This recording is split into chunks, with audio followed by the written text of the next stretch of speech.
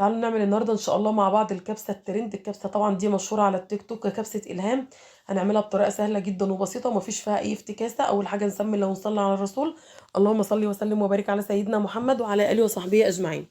اول حاجه حله على النار فيها شويه زيت، مجرد ما الزيت يسخن قطعت كده بصلتين ونزلت بالبصل. هفضل اشوح في البصل كده لحد ما يغير اللون بتاعه وياخد اللون الذهبي، بس يكون ذهبي غامق يعني ما يكونش اللون فاتح.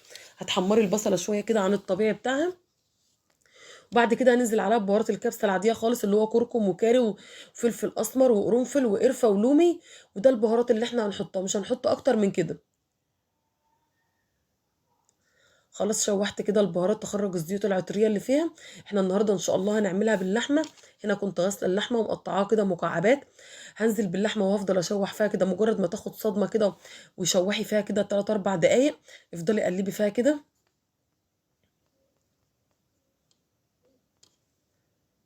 طبعا كل ما بتشوحي فيها البصل برضو بياخد لون اغمق معاكي.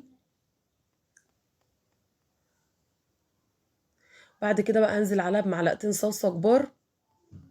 لو عجبتك الوصفه ما تنسيش تعملي لايك وشير وسبسكرايب وتفعلي الجرس عشان يوصلك كل الفيديوهات الجديده. نزلت بالصلصه زي ما انتم شايفين كده. هشوح برضو الصلصه اديلها تشويحه كده مع اللحمه. وبعد كده بقى انزل عليها بقرنين من الفلفل الحامي، وبرضو حطيت شطه ناشفه كده قرون صغيره.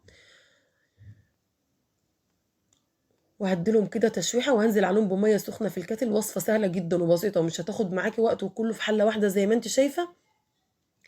مش هتاخد معاكي وقت خالص. هنزود بقى الميه سخنه، وبعد ما نزود الميه هنغطي عليها ونسيب اللحمه لحد ما تستوى. يعني تستوى سوا كامل، يعني ما تقوليش نص سوا، لا تستوى سوا كامل، لانك لما تحط الرز معاها وتسيب الرز يتشرب ويكمل تسويه مش هتاخد تسويه كتير برضو، فلازم تكوني مسويه اللحمه بتاعتك كويس.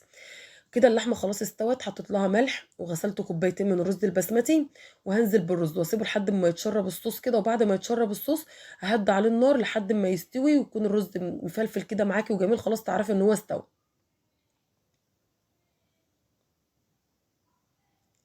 شايفين بدأ يتشرب الصوص بقى. هدي النار خالص عشان الرز ما يتلسعش معاكي.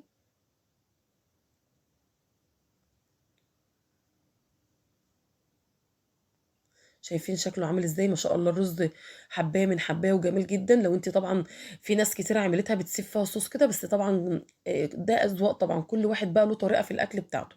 شايفين ما شاء الله الرز لونه عامل ازاي؟ كان لونه جميل وكان طعمها حلو جدا. ان شاء الله تجربوها وربنا يحسن ما بين ايديكم.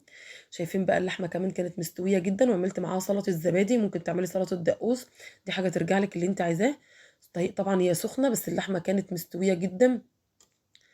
اشوفكم في وصفه جديده على خير ومع السلامه.